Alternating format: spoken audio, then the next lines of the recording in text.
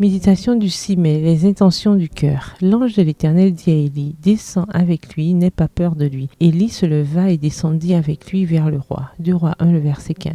La nation a été divisée en 2 royaumes parce que ses habitants avaient oublié Dieu. La corruption morale et spirituelle avait atteint des sommets. Ils adoraient de faux dieux et il était presque rare de trouver un disciple du vrai Dieu. Aujourd'hui encore, on adore des gouvernements corrompus, les dieux modernes de la technologie, du matérialisme, de l'humanisme et des philosophies qui ignorent l'adoration de Dieu. Ahazia, roi de l'époque et fils d'Akab, était malade. Bien que connaissant Élie, qui se reposait sur le pouvoir divin pour aider, ainsi que les terribles punitions que recevaient les transgresseurs de la loi de Dieu et les idolâtres, il a choisi de se tourner vers un faux dieu, Baal-Zéboub, pour le consulter sur sa guérison. C'était un mépris de la majesté divine. Ahazia s'est volontairement placé sous la domination de la volonté satanique. Aujourd'hui, les hommes peuvent ne pas rendre hommage aux dieux païens, et cependant, des milliers d'entre eux adorent Satan comme le fit le roi d'Israël. L'esprit d'idolâtrie règne dans le monde, bien que sous l'influence de la science, il ait pris des formes plus raffinées et plus séduisantes qu'à l'époque où Ahazia consultait le dieu d'Ikron.